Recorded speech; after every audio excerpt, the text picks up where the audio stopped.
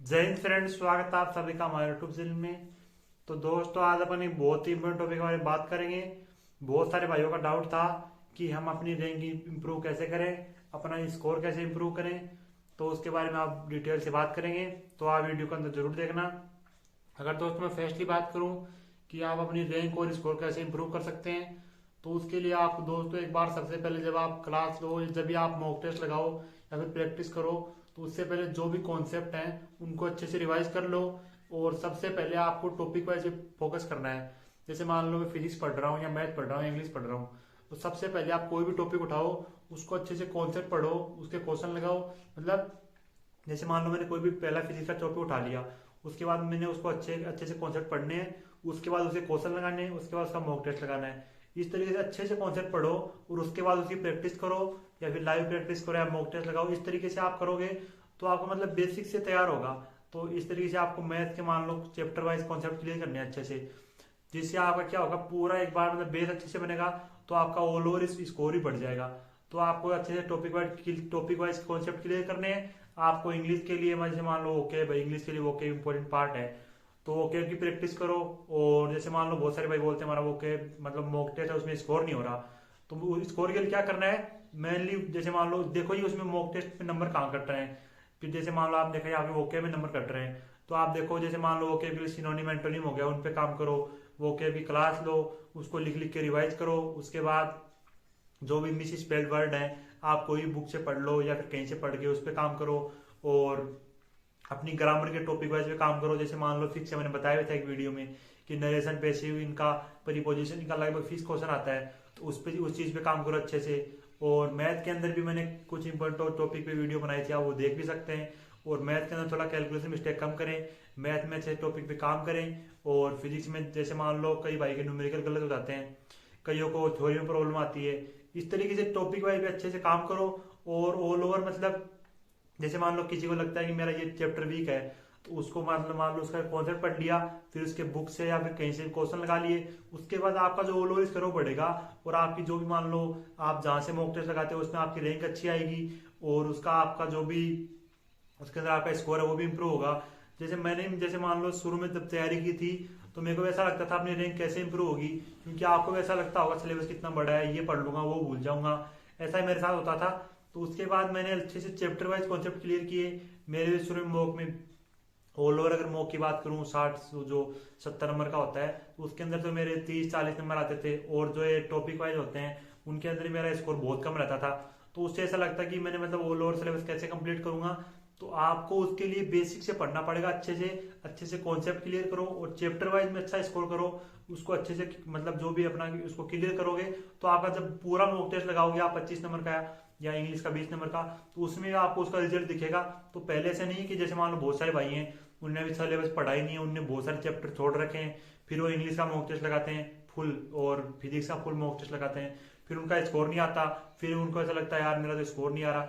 एक बार पूरा बेसिक से पढ़ो चीजों को, उन पे काम करो। जैसे मान लो अगर अभी किसी का सिलेबस कंप्लीट नहीं हुआ है, तो आपको मॉक टेस्ट फुल लगाने की जरूरत नहीं है, क्योंकि आपका भी सिलेबस कंप्लीट नहीं हुआ है। अगर आप अभी से मॉक लगाओगे तो आपका स्कोर कम जाएगा और आपको थोड़ा डिमोटिवेट फील होगा।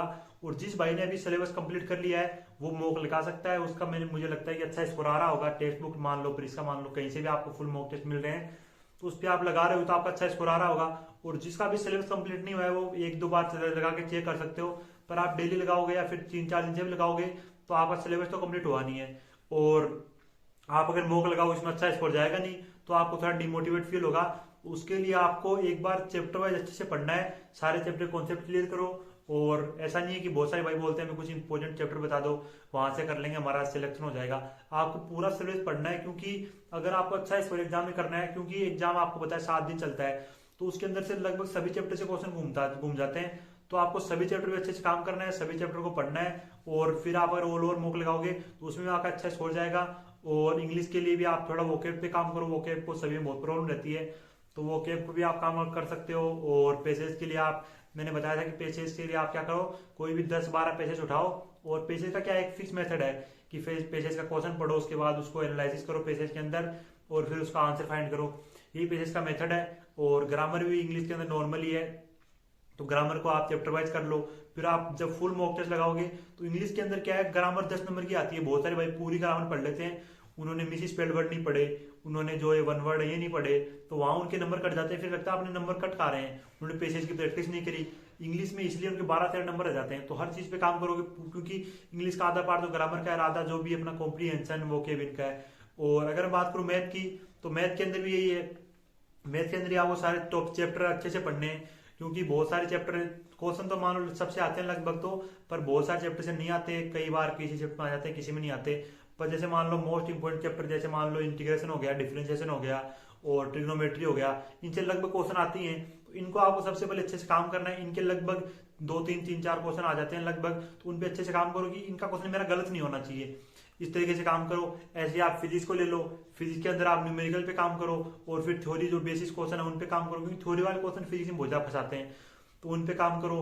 और अगर बात करूं, बहुत सारे भाई जीके जिस के लिए बोलते हैं, जीके जिस भूल जाते हैं, तो उसके लिए भी आपको ये करना है कि आप प्रैक्टिस करो, जो भी आपने थ्योरी पढ़ के उसकी प्रैक्टिस करोगे, जब आपको रिवाइज रहेगा, याद रहेगा। और रीजनिंग के लिए भी आपको ये करना है कि रीजनिंग में तो मान लो बहुत सारे क्वेश्चन तो ट्रिक बेस बनते हैं, उससे कर लो, और जो कुछ मान लो एक्सप्लेनेशन या थ्योरी से बनते हैं उनको वैसे कर लो।